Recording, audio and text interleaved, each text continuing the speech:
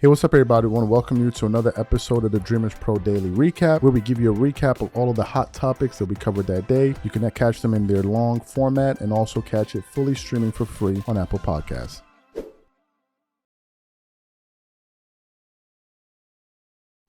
This was inevitable. You already knew that this was going to happen. What is the this I'm referring to? What I'm referring to is that the moment this Luka trade went down with the Lakers, I already knew that there was a bunch of people sitting in the cut just getting ready to jump out of their seat and say, man, the Lakers are going to win it all this year. The Lakers going to win it all this year. They're going to take the crown. They were just waiting. They were waiting for that first game to go down with Luka and LeBron on the court for them to play well and for them to jump out the window. And that is exactly what they did. They had their debut game against the Utah Jazz. It wasn't even a contest after the first quarter. The Lakers beat the hell out of the Utah Jazz. I think Luka scored 14 points in that game. LeBron scored, was it 26 or something like that? 26 or 27 points or whatever. So they play well. So the following morning, in typical fashion, you knew people were going to be reacting to it, and some people were going to be jumping out the window, and that is exactly what took place yesterday on ESPN First Take on a panel featuring Brian Windhorst, Stephen A. Smith, Molly Karam, and Shannon Shapre. So they got to the point where they were talking about the Lakers. And the question was essentially this. What do you think the ceiling is for the Lakers this season based off of how they've been playing and how they play with Luka Doncic? And in typical Shannon Shapre fashion, he decided to jump out the window, forget about all the other teams that have been in the Western Conference, and be like, man, the Lakers going to the finals.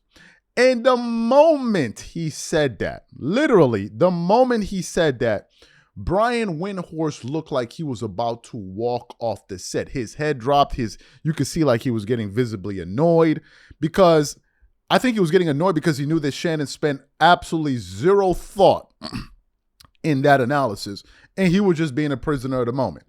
And he went out there and said, yeah, I would pick him over OKC, and Brian Windhorst just absolutely lost. So what we want to do is, while we're playing the audio for you guys, we want to put up a still of Brian Windhorst probably with his head down, holding his head like in just total amazement of Shannon Shapre spewing this nonsense all over the table. So take a listen to what these guys had to say here. Take a look at Brian's reaction, and then we're going to come back and continue on the show. Take a listen to that there.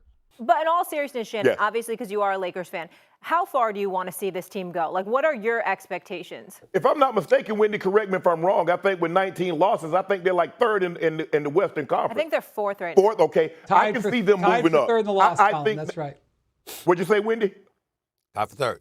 Tied for third in the loss column. Yeah, okay. Tied for third?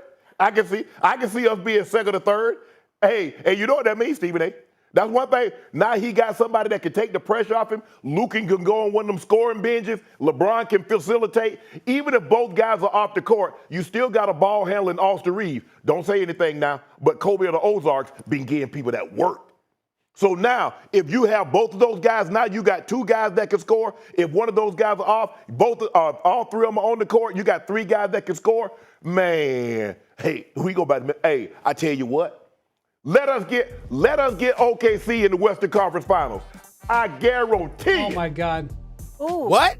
Ooh, that's a tough Shannon. What? Shannon, that's a tough bet. What? Hold on. Let me get my. If the Lakers get the OKC Thunder in the Western Conference, we are going to the NBA Finals. You're going to beat the Oklahoma City. Shannon need to be drug tested. Something wrong with you right now. Something's absolutely wrong with you right now. Let me tell you something. First of all, you better hope you don't run into Denver beforehand. We understand. I didn't mention Denver. Did I mention Denver? I'm mentioning Denver only because that's your kryptonite, okay? And Jackson Hayes ain't going to get it done. You need some girth. You need some size to deal with those brothers. That ain't going to happen. You're going to run. Now, you are lucking up. Phoenix made no moves. The Golden State move, even though Jimmy Butler is an upgrade, I just don't think they have the parts around him and Steph Curry. They're clearly undersized. Dallas, everybody, I mean, it's like AD contaminated the place. He's been healthy for the better part of the last 2 years, but he gets everybody going down now. I mean, damn, they went from having 3 centers to 0. Okay, Lively's been out. I'm sorry. You've got Gafford now that's going out. You got AD, oh my Lord. So, again, if you're talking about luck, okay, and some of the things that have transpired that won't be roadblocks to you, I mean, we didn't anticipate that. But if everybody were healthy, that's you can't say that. And I'm telling you right now, they ain't beating Oklahoma City this year. I can't see that.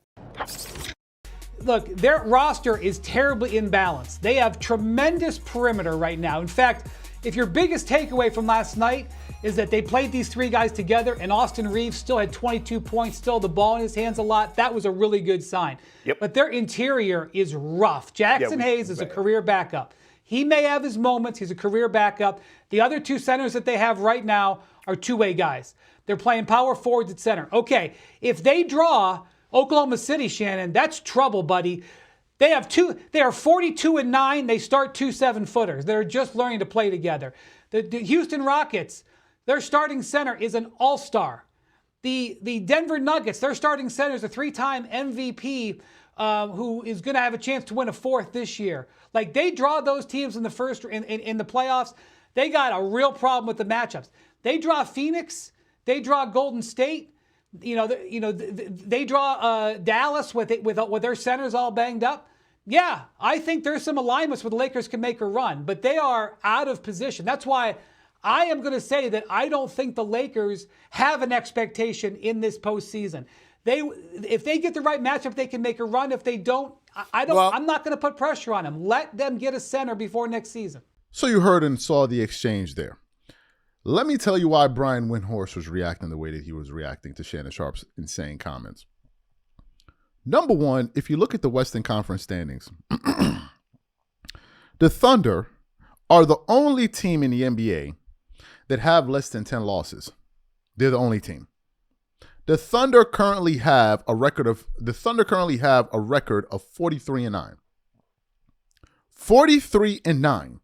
They have 10 less losses than the Lakers do, who are currently the 4th seed. You have that aspect of it. So they've been the number 1 seed in the Western Conference all year, and they've beaten legit teams. Like legitimate teams. You have that. Let's look at their rating. The Thunder rank as the number 1 defense in the NBA, and they rank as the 6th offense in the NBA. If you look at the Lakers, they ranked as the 16th rated defense in the NBA and the 11th ranked offense, and they just added a defensive liability in Luka Doncic. So Brian Windhorst's reaction was based off of actual basketball analysis. Shannon Sharpe's reaction was based off of 100% honey slinging. Just up there, twerking it up, shaking the desk, hollering, screaming, running through doors, knocking people over, just gyrating all over the place. And Brian at that point got annoyed. But I think what Brian didn't realize was that this is typically what Shannon does. He trolls. And Brian Windhorst wasn't ready for that because he thought that Shannon was going to give a well-thought-out response, but he didn't. He just gave some typical LeBron fan talking point and just went up there and started twerking. It's like, we're going to take everything into consideration about the Lakers and totally disregard the entire NBA. It's like all the things we have seen up to this point don't matter because of this one acquisition. Has Shannon watched the Oklahoma City Thunder play? Have you watched them play basketball this season? Of all of the teams I have watched this year, the 2 teams that execute the best on offense and defense for 4 quarters is the Oklahoma City Thunder and the Cavs. Certainly the Thunder. They are a well-oiled machine on offense and defense. You think SGA is playing like the MVP for no apparent reason? So you think it's just a fluke? You think it's just a fluke. And I think Shannon is probably basing that off of the fact that, well, let's get them in the playoffs. And then when we get them in the playoffs, we're going to show them what's what. I thought that's what y'all was supposed to be doing with the Nuggets over the last few years. Let's get them in the playoffs. Remember last season when some people like me were saying maybe the Lakers want to avoid the Nuggets? You're like, no. Let's get them in the playoffs. When we get them in the playoffs, LeBron and these guys, they're going to show you what they got. They're going to show. And what happened? What happened? They got the doors blown off of them, buzzer beaters and all. And now all of a sudden, just because of this one acquisition, they're going to go to the finals. So they're going to jump ahead of the Nuggets. They're going to jump ahead of the Thunder. They're going to jump ahead of the Minnesota Timberwolves, and they're going to go straight to the finals. And Brian Windhorst just wasn't ready for that. Welcome to the world of listening to Shannon Shapre talk about LeBron and the NBA. This is what you get, a bunch of nonsense.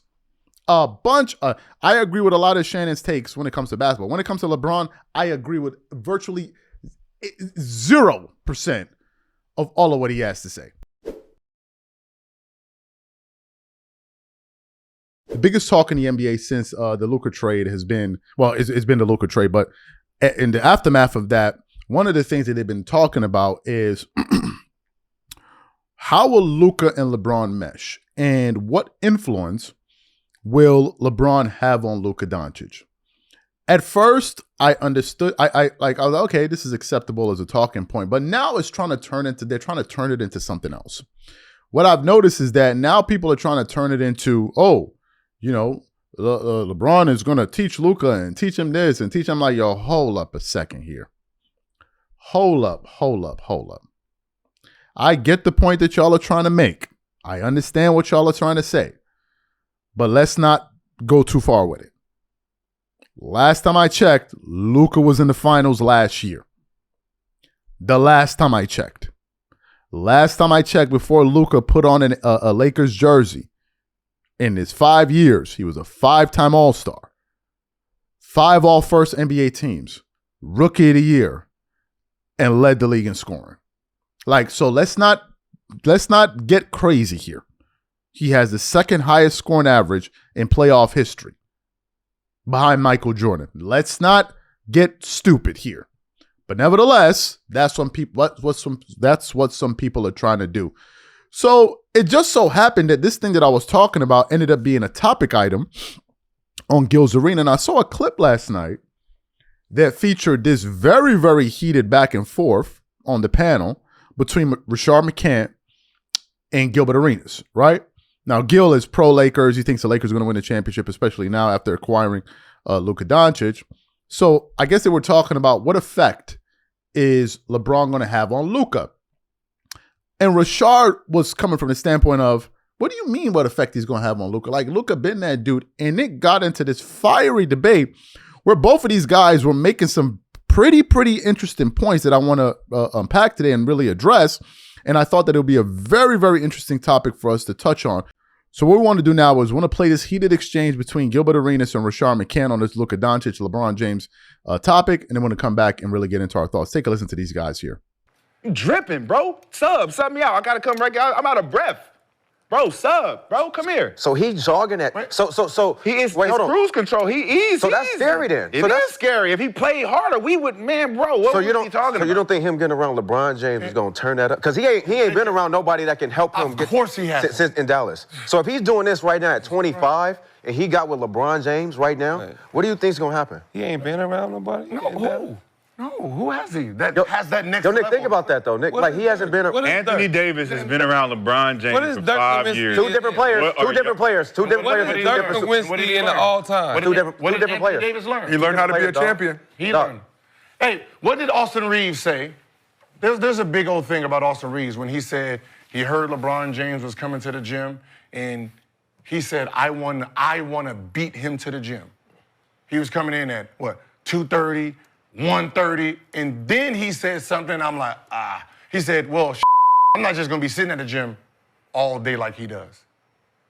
The kid seen something and wanted to mimic it. He realized 5:30 is what they do, 12 is what he does. Yeah. We don't know what another level is until we see somebody with it. When Drew Holiday left Milwaukee and went over there, did Did Tatum and Brown, did their game look a little different?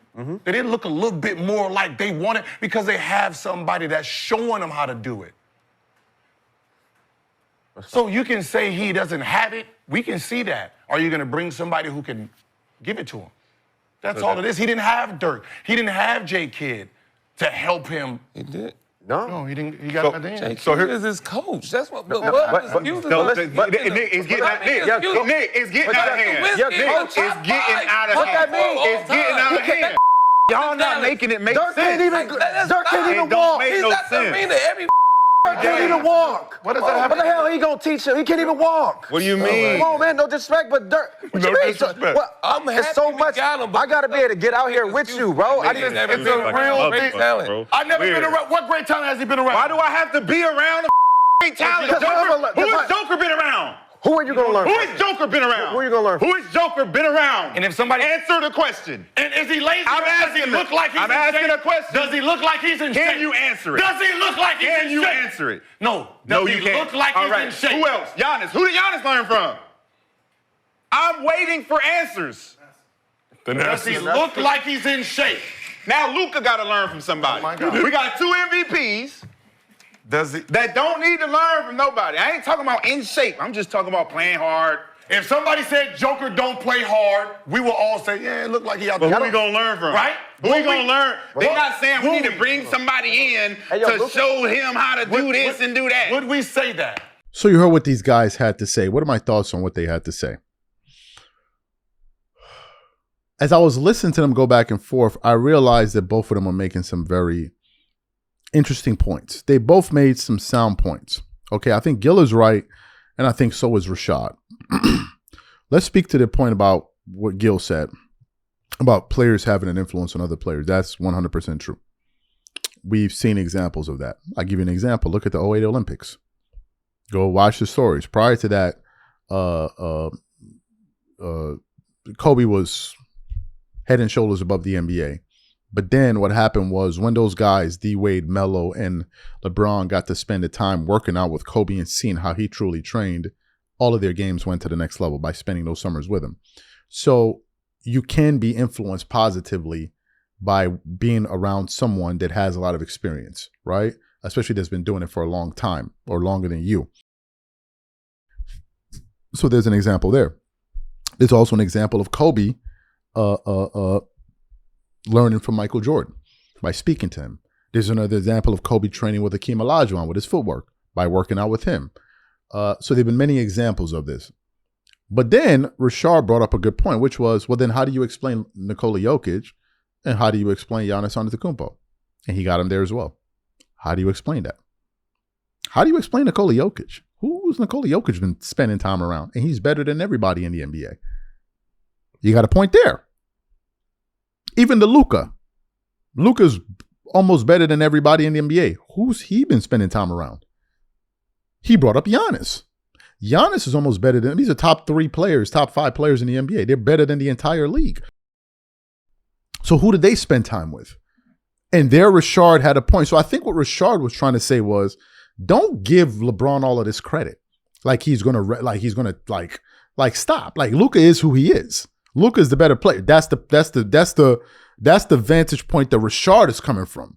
Gil is coming from the standpoint of, well, look at his conditioning and all that. Now, Gil brought up a point about Joker, which is, well, does Joker look like he's in shape? Bruh, forget about how Joker looks.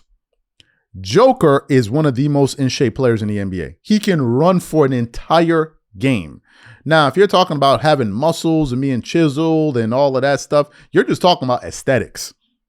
If you're talking about endurance and ability to produce over and over and over, no need to look any further than his playoff run that he won the championship. Like, that's a bad example. Just looking at his body physically and telling them, oh, there are a lot of players that have better bodies than Luka, than Doncic, than Nikola Jokic that don't have the motor. So that was a bad example. Okay, that was a bad example. But nevertheless, I understand what he was trying to say. Right? I understand what he was trying to say.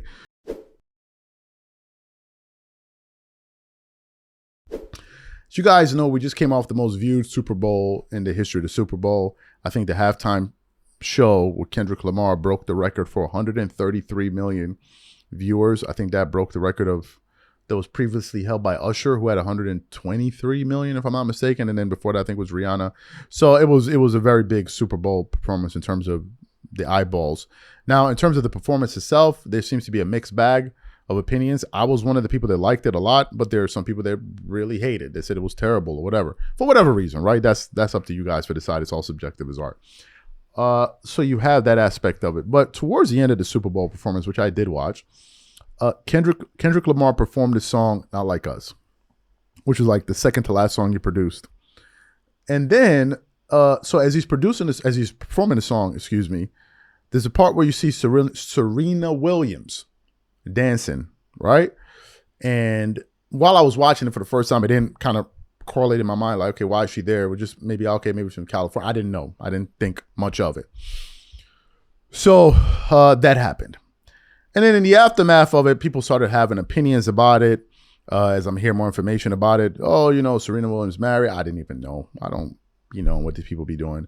But apparently Serena Williams was married. And then I was like, okay, I didn't know she was married. I'm like, so why was she there? And then they were like, oh, no, some people like, oh, she's there to troll Drake and blah, blah, blah, blah. So there's that going on, right? And then yesterday, they were reacting to it, or day before yesterday, were reacting to it on ESPN First Take. And as they were talking about it, it got to the point, I think it was Stephen A. Smith, Ryan Clark, Dan Orlovsky, Shannon Shapre, and Molly Karam. Yes, that was the panel. So they were talking about it, and then Stephen A. Smith says something that seems to have caused so much controversy, which was, he said something to the effect of, if that's my wife, I would feel a type of way, and I'll be like, well, if that's what you're doing, you need to go be with him. Well, apparently these comments set off a lot of people online. So what we want to do now, I want to play the audio of him, Stephen A. Smith, saying this on the panel, and then we're going to come back and get into the reaction from people online. Take a listen to that. I just want to say, the Serena moment for me. Yeah. Oh my goodness. I'm just like, I want to. Serena, let's just give her. Well, you can say give her a props, but Shannon brought it up, so I'm going there. I'm going to be like, if I'm your husband, I'm like, why are you up there dancing or something? I wanted my lick back. Trolling your ex. And don't you mess up either, because I get my lick back on you too. I'll pet it like that. But the Compton connection is the Compton. Yeah, RC, that's what I was just going to say. The Compton connection. She's from Compton. No, we know. We know that. Even if RC, you and I both know. Even if she's not from Compton, everybody knows her and Drake were together at one point in time. Right. And it seemed like everybody wanted to get their lick back on Drake. RC's, what Stephen A. is saying, if he was in that situation and now he's married, he's not allowing none of that's happening. Hold on, no. That's what he said. If I'm married and my wife is going to join trolling her ex, go back to his ass. Because clearly you don't belong with me. What you worried about him for and you with me? I can get that lick back. Go ahead, RC. Stop it. What? Stop it, Stephen A. This is true. If you with Serena Williams, you're gonna be a kept man anyway. Don't start that. Really? You ain't gonna run the house. You're not gonna wear the pants. You know about that. You sure about that? Question?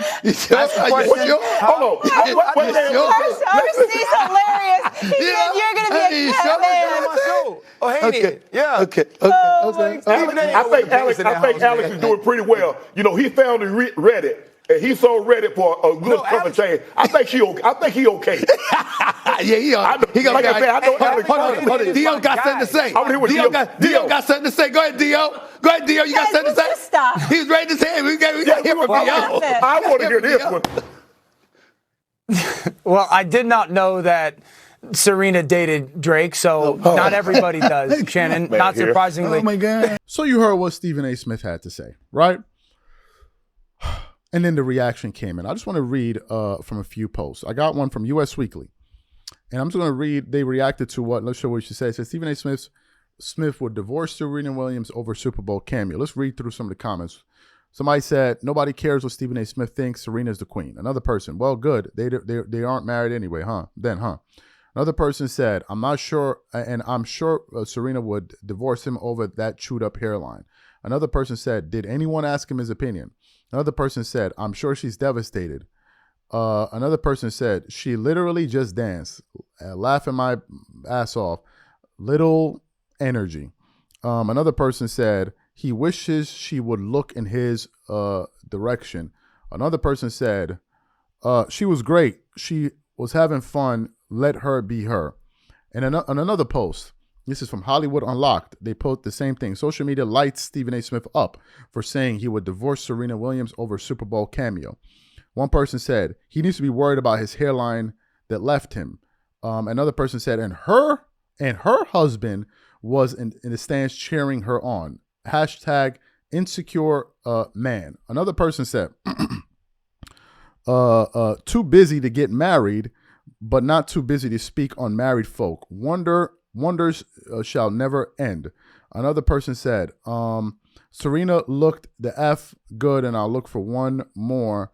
That's like me saying I wouldn't spend my $1 billion like that. And then some other people, it just went on and on and on and on and on and on. People kept reacting to it.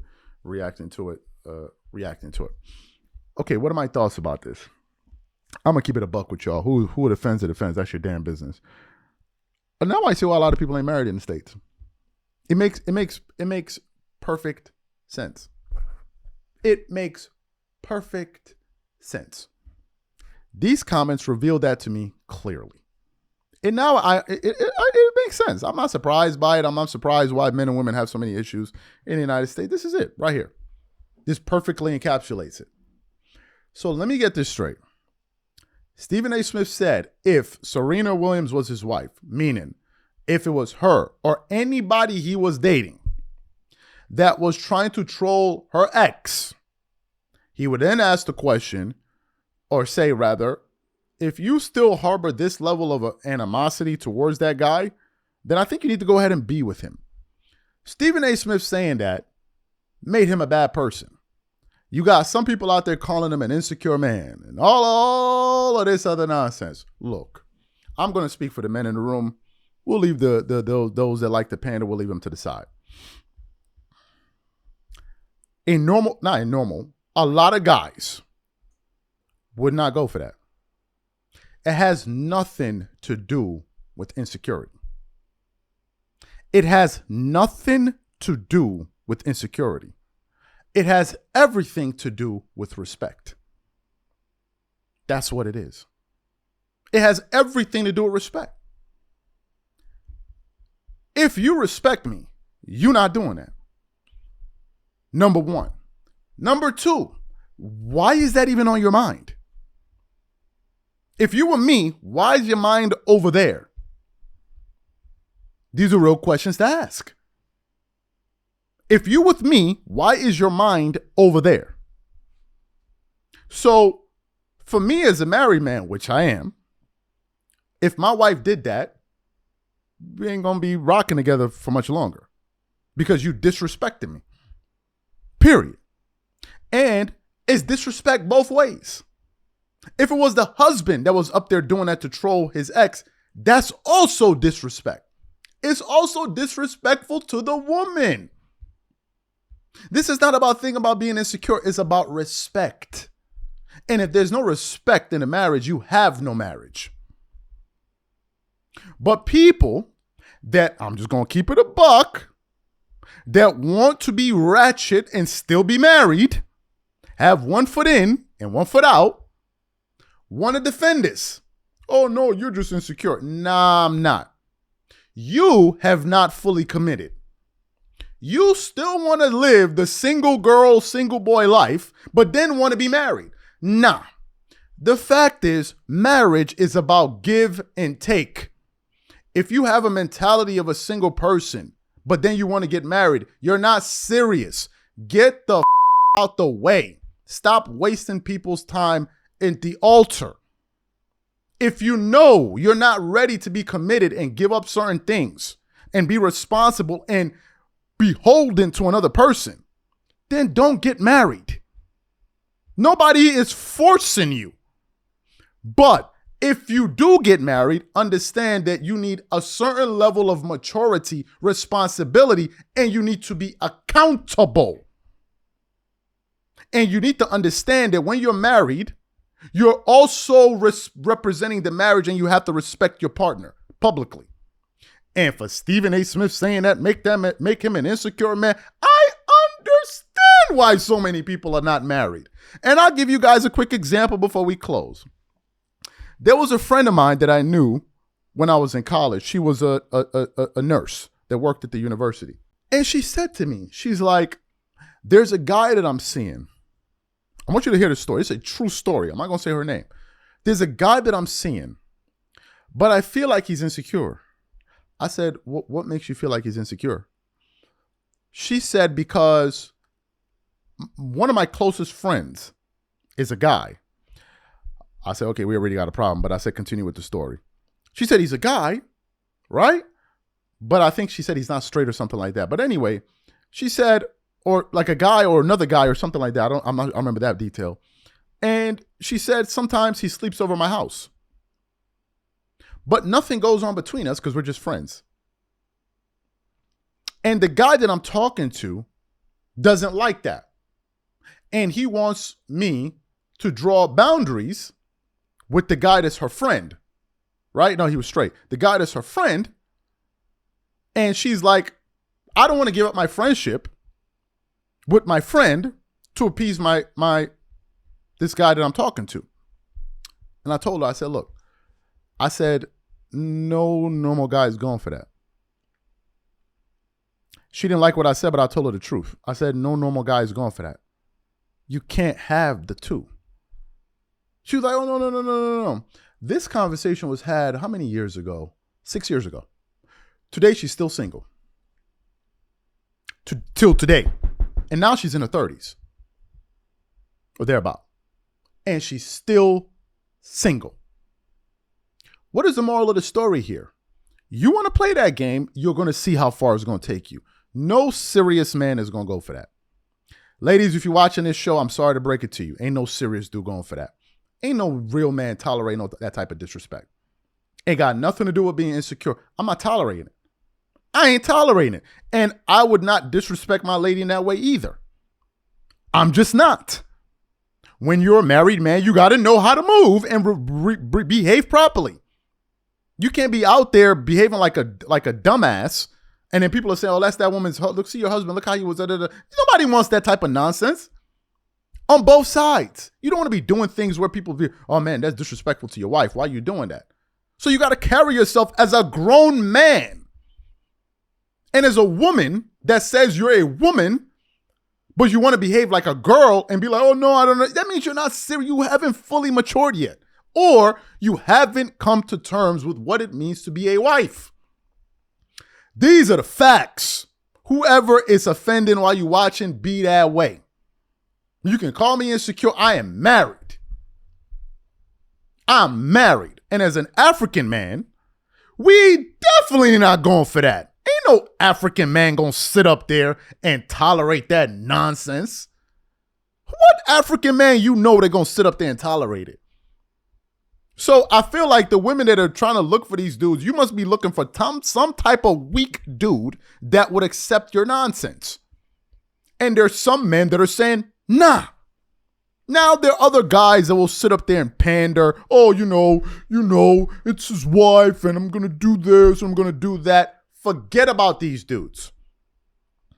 We're talking about the men that are not going to go for that nonsense.